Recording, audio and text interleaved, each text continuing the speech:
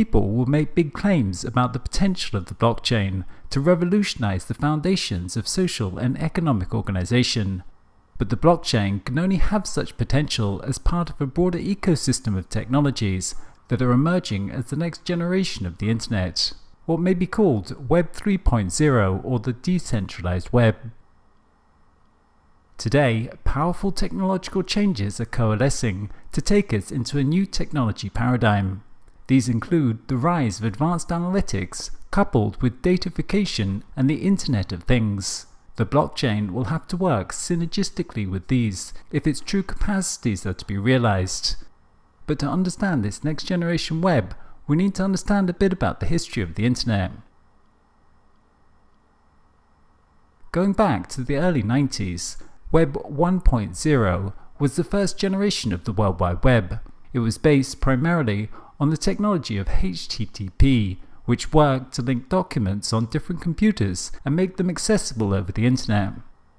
HTML was then used to display these documents so that any connected computer with a browser could access and read a web page.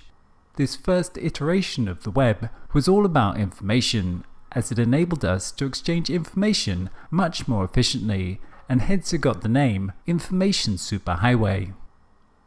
Even though it was a revolution in information exchange, content creators were few, with the vast majority of users simply acting as consumers of content.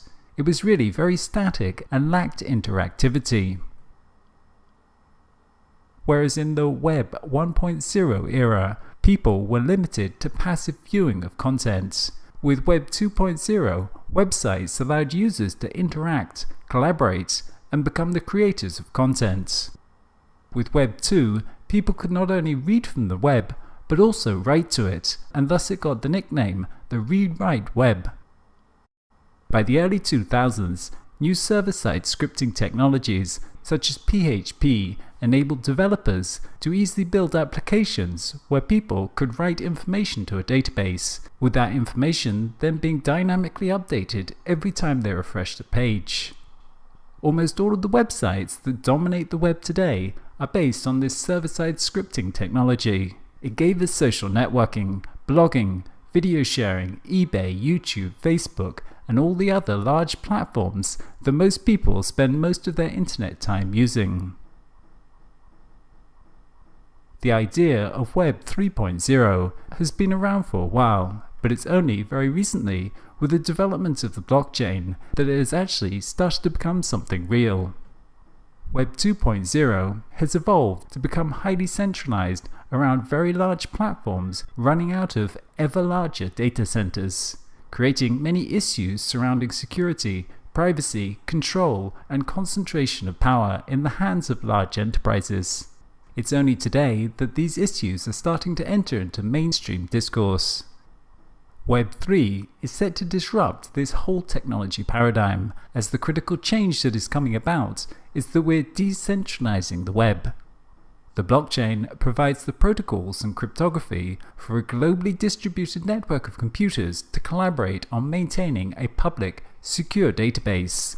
And with a virtual machine like Ethereum, we can run code on this, creating a new set of distributed applications. These new technologies of the blockchain, IPFS, and the distributed web enable us to reconfigure the internet into a distributed global computer, so that we're no longer dependent upon the web platforms and data centers of Web 2.0 to run the internet, but now can build and run applications on this shared global computing infrastructure.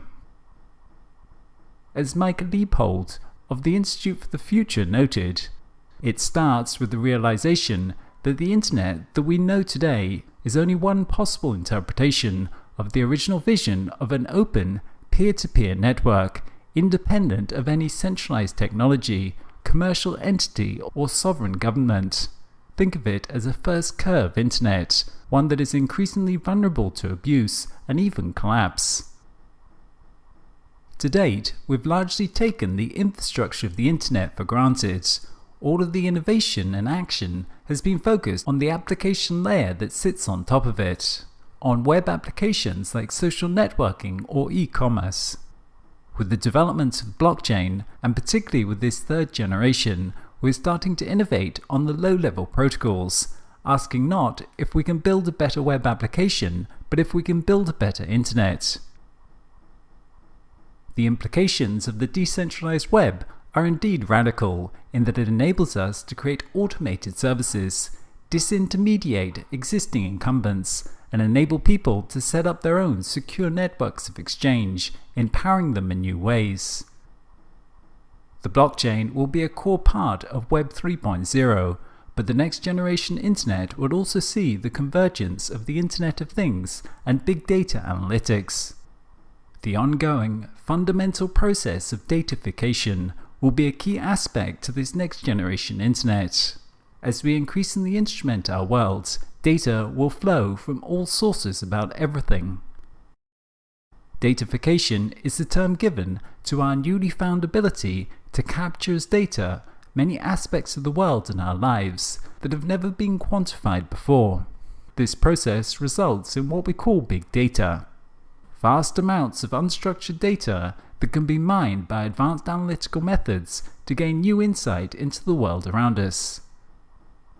This is important with respect to the blockchain because firstly, it means we'll have a lot of sensitive data that we'll want to store. Secondly, we will be quantifying, accounting for and exchanging all sorts of value that we did not or could not in the past.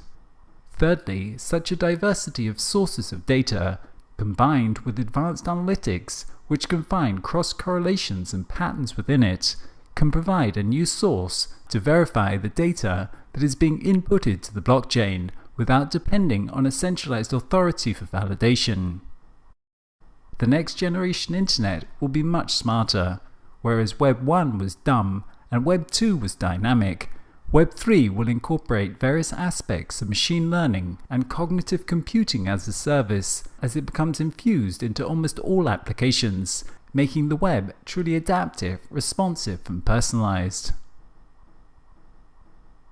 Whereas Web 1 and Web 2 were largely about people exchanging information, in Web 3, machines will come online and the internet will become something much more physical, as billions of devices and actuators connect it to all sorts of things, from tractors to watches to factories and drones, enabling them to interact and coordinate machine to machine. The value of the Internet of Things, IoT, will not be in making one device or system smart. It will be in enabling seamless processes across systems. This will require open networks that can communicate and coordinate components on demand across domains, organizations, and systems. The end vision of IoT is not to have our lives populated with thousands of smart things, but instead to change our world from discrete things to service processes. To do this, these technologies will have to communicate securely peer-to-peer, dynamically allocating resources, and this will require some kind of distributed, secure infrastructure like the blockchain, and likewise microeconomies. This ties in with the broader process of change which comes about as we move into a services economy called servicization, which is the shift from products and the ownership of things to the access of services on demand. For example, instead of owning a car, you simply have access to a car-sharing service. This economy of temporary usage via services requires the formation of frictionless markets and automated exchanges that the blockchain is well suited to support, as we'll discuss in a future video. These components of the next generation internet, the blockchain, the Internet of Things and advanced analytics, are each of them very powerful technologies that will have a profound effect on society. They will take us much further into this new world of the information age, as power shifts in a radical way from people in hierarchical institutions to automated networks and the algorithms that coordinate them. In the coming decades, more and more of our systems of organization will move to the internet, and it will become vastly more complex than today. In Web 1 and Web 2, we developed the internet from small to large through a client-server architecture that worked to centralize the web around large data centers. But the internet after datafication and all these IoT devices have come online, will not be large. It will be more like infinite. You can get from small to large by centralizing, but you get from large to infinity through distributing. And that's what the blockchain can do for this next generation internet.